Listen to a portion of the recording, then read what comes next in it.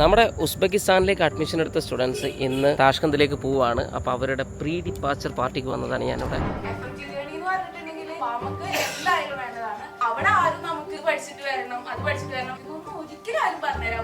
എല്ലാ ദിവസവും കൺസിസ്റ്റന്റ് ആയിട്ട് സ്പെൻഡ് ചെയ്യും, പഠിക്കും എന്നുള്ള ഉറപ്പിച്ചിട്ട് പോവാ. അപരിചിതരായിട്ടുള്ള കുറച്ച് ആണുങ്ങൾ അതിനകത്ത് കയറി സ്വാഭാവികമായിട്ട് ഒരു പെൺകുട്ടിക്ക് ഉണ്ടാകുന്ന എല്ലാവിധ ടെൻഷനും പേടിയും എല്ലാം കാവലായിട്ട്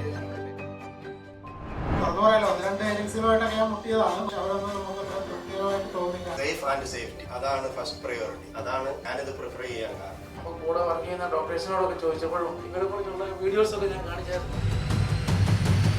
അപ്പോൾ നമ്മുടെ ഗിഫ്റ്റ് കൊടുക്കലും ഫോട്ടോ എടുക്കലും എല്ലാം കഴിഞ്ഞു. നമ്മളിനി എയർപോർട്ടിലേക്ക് പോവാണ്. ഭയങ്കര എക്സൈറ്റഡ് ആണ്. ഞാൻ ഫസ്റ്റ് ടൈം ആണ് ഇങ്ങനെ ബ്രദർ അല്ലെങ്കിൽ ഒരു സിസ്റ്റർ എന്ന രീതിയിലാണ് അവർ എൻ്റെ കൂടെ നിൽക്കുന്നത്. നമുക്ക് പല ഇമോഷൻസ് കാണാം. പാരൻസിനെ കണ്ടാൽ തന്നെ അറിയാം.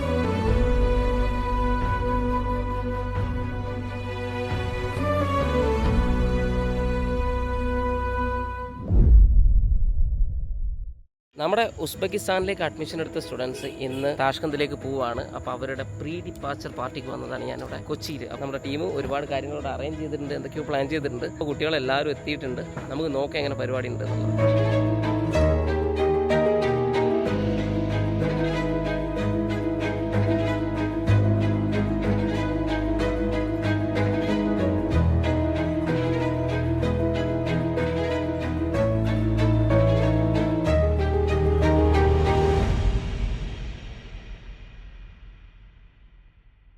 അപ്പോൾ നമുക്ക് പറയാനുള്ളത് ശരിക്ക് നിങ്ങൾ പുതിയൊരു രാജ്യത്തേക്കാണ് പോകുന്നത്. നിങ്ങളുടെ മൈൻഡിലുള്ള ഉസ്ബെക്കിസ്ഥാൻ എന്ന് പറഞ്ഞ കൺട്രി എങ്ങനെ? മൈൻഡിലുള്ള ഉസ്ബെക്കിസ്ഥാൻ എന്ന് പറയുമ്പോൾ എല്ലാ ക്യാബിലും ഷാറുഖ് ഖാന്റെ പാട്ട്, കോളേജിൽ മൊത്തം മലയാളി സ്റ്റുഡൻസ്, കേരളത്തിൽ ഒരു കോളേജിൽ പഠിക്കുന്ന ഒരു വൈബ് തന്നെ ആയിരിക്കും അവർക്കും ഞാൻ എക്സ്പെക്ട് ചെയ്യുന്നത്. TMA എന്ന് പറയുന്നത് ഉസ്ബെക്കിസ്ഥാനിലെ ഇന്നത്തെ നമ്പർ 1 യൂണിവേഴ്സിറ്റിയാണ്.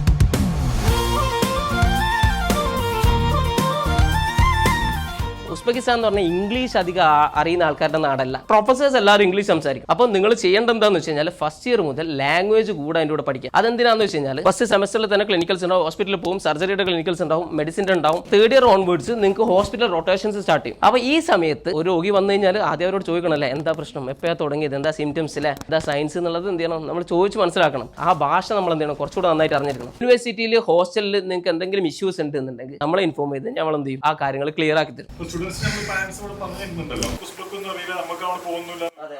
ഈ കുട്ടിയുടെ ഫീഡ്ബാക്ക് ഈ പാരന്റ്സിന് തരാനുള്ള വലിയ സംവിധാനം നിങ്ങളുടെ കയ്യിലുണ്ടോ? ആഷിക്ക് ഉസ്ബെക്കിസ്ഥാനിൽ ഉണ്ട്. ഓൾമോസ്റ്റ് എല്ലാ ദിവസവും ആഷിക്ക് ഹോസ്റ്റലിലേക്ക് പോകാറുണ്ട്, പിന്നെ യൂണിവേഴ്സിറ്റിയിലേക്ക് പോകാറുണ്ട്. അപ്പൊ ആഷിക്കിനെ വിളിച്ചു വെച്ച് കഴിഞ്ഞാൽ അപ്ഡേറ്റുകൾ കറക്റ്റ് ആയിട്ട് കിട്ടും. എല്ലാ ദിവസവും ഒന്ന് കുട്ടീനെ കോൾ ചെയ്യുക, മാക്സിമം വീഡിയോ കോൾ ചെയ്യുക, എവിടെയാ ക്ലാസ് ഉള്ളത് എന്നുള്ളത് ഒന്ന് വെരിഫൈ ചെയ്യാം. റിയാസ്ക ഇന്നിവിടെ എബ്രോഡിൽ MBBS പഠിച്ച് FMG ക്ലിയർ ചെയ്തൊരു ഡോക്ടർ വന്നിട്ടുണ്ട്. TMAയിലേക്ക് പോകുന്ന സ്റ്റുഡന്റിന്റെ സിസ്റ്ററാണ്. ഡോക്ടർ നിസ്രിയ. ഞാനും നിങ്ങളെ പോലെ തന്നെ 2018 ഇവിടെ നിന്ന് പോയത്. നമുക്ക് രണ്ട് കാര്യം വേണം. ഒന്ന് നമ്മൾ ഹാർഡ് വർക്ക് ചെയ്യാൻ വേണം, കുറച്ച് എൻജോയ്മെന്റ് വേണം. എനിക്ക് നിങ്ങളെ ഇമോഷൻസ് ഒക്കെ മനസ്സിലാവും. ഒരു മിക്സഡ് ഇമോഷൻ ആയിരിക്കും. കുറച്ച് ഹാപ്പിനെസ്, പിന്നെ വീട്ടിൽ നിന്ന് പോകുന്ന ഒരു സങ്കടം, കൺട്രിക്ക് പോകുന്നത് എല്ലാതും ഉണ്ടാവും. പറയാനുള്ള എന്താ വെച്ചാല് FMG ജേണി എന്ന് പറഞ്ഞിട്ടുണ്ടെങ്കിൽ നമുക്ക് എന്തായാലും വേണ്ടതാണ്. പിന്നെ അനാറ്റമി, ഫിസിയോളജി ആൻഡ് ബയോകെമിസ്ട്രി ഇത് നമ്മുടെ ബേസ് ആണ്. നമ്മൾ ഈ 19 സബ്ജക്ട് ക്രാക്ക് ചെയ്യണമെന്ന് വെച്ചിട്ടുണ്ടെങ്കിൽ ഈ ബേസ് സ്ട്രോങ് ആക്കിയാണ്. മെയിൻ സബ്ജക്ട് ആണ് മെഡിസിൻ. FMG ജേണിയിലെ ഇവിടെ FMG പാസ് ആവുന്ന സമയത്ത് എൻ്റെ പഠിച്ചു വന്ന സമയത്ത് ഇത് മുന്നേ ചെയ്താൽ നന്നായിരുന്നു, അല്ലെങ്കിൽ ഇതൊക്കെ ചെയ്ത് തന്നാൽ എനിക്ക് കുറച്ച് ഹെൽപ്ഫുൾ ആയിരുന്നു. നമുക്ക് FMG എന്ന് പറഞ്ഞിട്ടുണ്ടെങ്കിൽ 19 സബ്ജക്ട് ആണ് വരുന്നത്. ഞാൻ സ്റ്റാർട്ട് ചെയ്യുന്നത് എന്റെ 6th ഇയറിലാണ് ഞാൻ സ്റ്റാർട്ട് ചെയ്യുന്നത്. ഒരിക്കലും അത് ചെയ്യാൻ പാടില്ലാത്ത സംഭവമാണ്. ആസ് സൂൺ ആസ് പോസിബിൾ നിങ്ങൾ സ്റ്റാർട്ട് ചെയ്യണം എന്നാണ് ഞാൻ പറയാം. അവിടെ ആരും നമുക്ക് പഠിച്ചിട്ട് വരണം, അത് പഠിച്ചിട്ട് വരണം, അല്ലെങ്കിൽ ഓരോ പോയിന്റ് നോട്ട് ചെയ്തിട്ട് ഇതാണ് മെയിൻ സബ്ജക്ട് എന്നൊന്നും ഒരിക്കലും ആരും പറഞ്ഞുതരാൻ പോണില്ല. എങ്ങനെയാന്ന് വെച്ചാൽ ഒരു ടോപ്പിക് പറയുന്നത് നമ്മൾ തന്നെ ഓരോ ടെക്സ്റ്റ് ബുക്ക് എടുക്കുക, അല്ലെങ്കിൽ യൂട്യൂബ്. ഞാനൊക്കെ കുറെ ഇൻജാനേഡിന്റെ, ആസം സാറിന്റെ കുറെ യൂട്യൂബ് വീഡിയോസ് നമുക്ക് അവൈലബിൾ ആണ്. എല്ലാവരും യൂട്യൂബ് വീഡിയോസ് സെർച്ച് ചെയ്യാം. എന്തായാലും നമുക്കൊരു ടോപ്പിക്കിനെ കുറിച്ചിട്ട് നമ്മൾ അതിൽ മാസ്റ്റർ ആവണം. ഞാൻ ചെയ്യാത്ത കാര്യമാണ്. ഞാൻ 6th ഇയറിലാണ് ഞാൻ പ്രിപ്ലാഡർ എന്ന് പറഞ്ഞ ആപ്പ് എടുക്കുന്നത്. സ്റ്റാർട്ട് ചെയ്യാൻ പറ്റുമെന്ന് വെച്ചാൽ ഫസ്റ്റ് ഇയർ ഞാൻ പറയുന്നില്ല, എൻജോയ് ചെയ്തോ നിങ്ങൾ. സെക്കൻഡ് ഇയർ എന്തായാലും നിങ്ങൾ എടുക്കുക. മിനിമം 3 hour എന്തായാലും പഠിച്ചിട്ട് പോവുക. പഠിച്ചാൽ യു വിൽ പാസ്. രണ്ടാമത്തെ കാര്യം, ഫസ്റ്റ് ഇയർ മുതൽ ഫസ്റ്റ് സെമസ്റ്റർ മുതൽ USMLE പ്രിപ്പയർ ചെയ്യുക. നിങ്ങൾക്ക് ഇപ്പൊ തരുന്ന ക്ലാസ് ഇല്ലേ, അത് USMLE ബേസ്ഡ് ആയിട്ടുള്ള ക്ലാസ്സുകളാണ്. കാരണം ഓരോ ടോപ്പിക്കുകൾ എടുക്കുമ്പോഴും അത് USMLE ഉള്ള ടോപ്പിക്കുകളായിട്ട് മാച്ച് ചെയ്തിട്ടാണ് എടുക്കുന്നത്. എല്ലാ ദിവസവും കൺസിസ്റ്റന്റ് ആയിട്ട് സ്പെൻഡ് ചെയ്യും, പഠിക്കും എന്നുള്ള ഉറപ്പിച്ചിട്ട് പോവാ.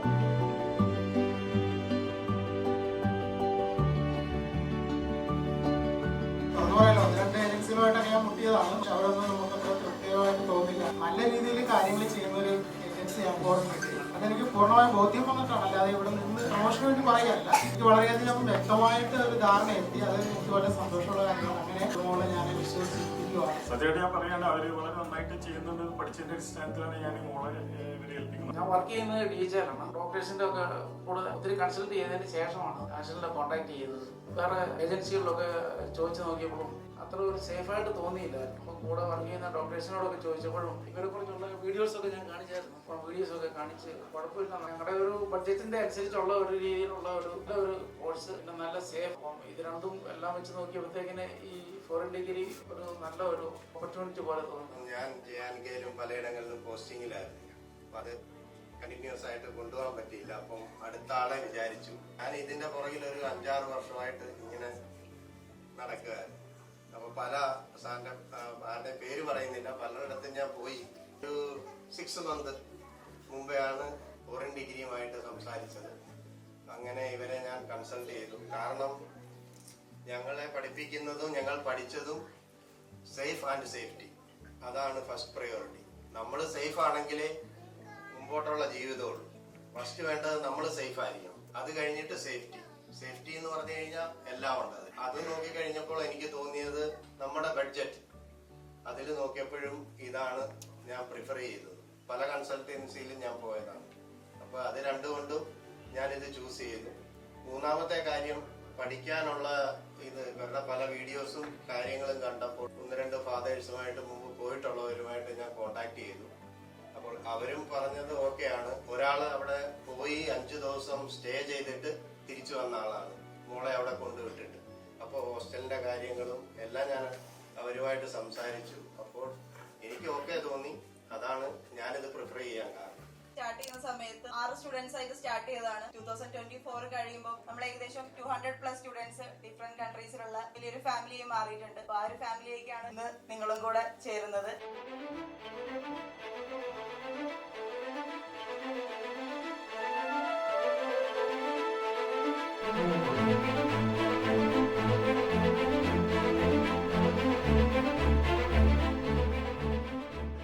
എനിക്ക് ചെറിയൊരു സ്റ്റോറി പറഞ്ഞുതരാം. ഈ സ്റ്റോറിയിലൊരു പെൺകുട്ടിയാണ്. ആ കുട്ടി പോകാൻ വേണ്ടിട്ട് ആഗ്രഹിച്ചപ്പോൾ ആ കുട്ടിയുടെ അമ്മ പേടിച്ച് പുറത്തോട്ട് വിടാൻ പറ്റിയില്ല. ആ കുട്ടിയുടെ അച്ഛൻ പറഞ്ഞത് വേറെ എന്നാണ്, നീ പോയിട്ട് വന്ന് പറയും. അപ്പൊ അമ്മ അച്ഛനായിട്ട് വഴക്കായി. കാരണം ഒരു പെൺകുട്ടിയെ തനിയെ വിടുന്നുള്ള കാര്യം കൊണ്ട് അവർ തമ്മിൽ ഭയങ്കര പ്രശ്നവും കാര്യങ്ങളൊക്കെ ഉണ്ടായി. പക്ഷെ ഇതിനെല്ലാം കഴിഞ്ഞിട്ട് ഈ അച്ഛൻ മോളെ റെയിൽവേ സ്റ്റേഷനിൽ കൊണ്ടുവിടുന്നുണ്ട്. ഒരു 12 മണി രാത്രിക്ക് അപ്പുറം അധികം തിരക്കോ കാര്യങ്ങളില്ലാത്തൊരു സ്റ്റേഷൻ കഴിഞ്ഞ് പോയിക്കൊണ്ടിരുന്നപ്പോൾ പെൺകുട്ടി ഇരുന്ന ബോഗിക്കകത്ത് കംപ്ലീറ്റ് ആളുകൾ ഇറങ്ങി. നെക്സ്റ്റ് സ്റ്റോപ്പിലെത്തിയപ്പോൾ കുറച്ച് അപരിചിതരായിട്ടുള്ള കുറച്ച് ആണുകൾ അതിനകത്ത് കയറി. സ്വാഭാവികമായിട്ട് ഒരു പെൺകുട്ടി ഉണ്ടാകുന്ന എല്ലാവിധ ടെൻഷനും പേടിയും ആ കുട്ടിയുടെ മനസ്സിലുണ്ടായിട്ടുണ്ടാവും. ട്രെയിനിൽ കയറുന്നതിന് തൊട്ട് മുമ്പായിട്ട് ഈ അച്ഛൻ ഈ മോളുടെ കയ്യിൽ ഒരു പേപ്പർ ചുരുട്ടി ബാഗിൽ വെച്ച് കൊടുക്കുന്നുണ്ട്. എന്നിട്ട് പറയുന്നത്, നീ ഒറ്റയ്ക്കുള്ള, നിനക്ക് പേടി തോന്നുമ്പോൾ മാത്രം നീ ഈ പേപ്പർ തുറന്ന് നോക്കിയാൽ മതി എന്ന് പറയും. വേറെ ആരുമില്ല, കുട്ടിയെ സഹായിക്കാൻ ആരുമില്ല. അപ്പൊ ഈ കുട്ടി വിചാരിച്ചു അച്ഛൻ തന്നൊരു പേപ്പർ ഉണ്ടല്ലോ, അതെന്താന്ന് നോക്കാം. അത് തുറന്ന് വായിച്ചപ്പോ അവള് വായിച്ചത് ഇതാണ്, പേടിക്കേണ്ട മോളെ, എന്റെ പിറകിലത്തെ ബോഗിയിൽ ഞാനുണ്ട്. അതിന് ഒറ്റ കാര്യമുള്ളൂ, നമ്മളെല്ലാം അറിയാതെ തന്നെ നമ്മൾ പോകുന്ന ഒരു വഴിയിൽ നമുക്കെല്ലാം കാവലായിട്ട് പേരൻസ് ഉണ്ട്.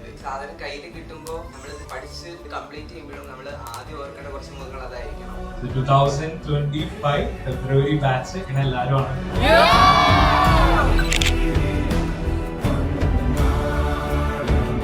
അപ്പോൾ നമ്മുടെ ഗിഫ്റ്റ് കൊടുക്കലും ഫോട്ടോ എടുക്കലും എല്ലാം കഴിഞ്ഞു. നമ്മളിനി എയർപോർട്ടിലേക്ക് പോവാണ്.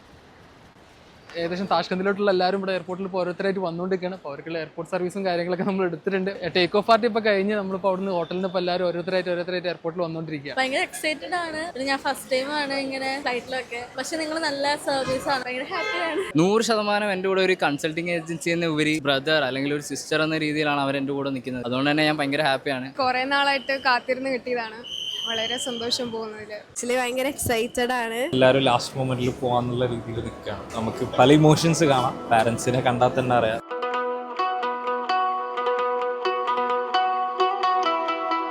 നമ്മുടെ സ്റ്റുഡൻസ് ഒറ്റക്കല്ല പോകുന്നത്, ഷിംനയും കൂടെ അവരുടെ കൂടെ ഉസ്ബെക്കിസ്ഥാനിലേക്ക് പോകുന്നുണ്ട്. പിന്നെ ആഷിക്കും ഓൾറെഡി അവിടെ ഉണ്ട് എല്ലാ കാര്യങ്ങൾക്കും വേണ്ടിയിട്ട്. സോ ഒന്നും പേടിക്കാനില്ല.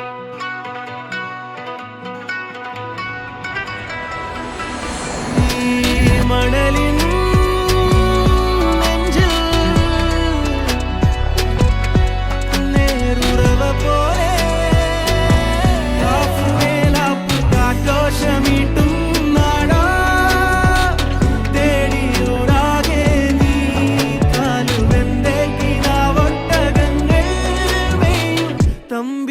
എത്തുന്നുവോ പാടുക പാതകളെ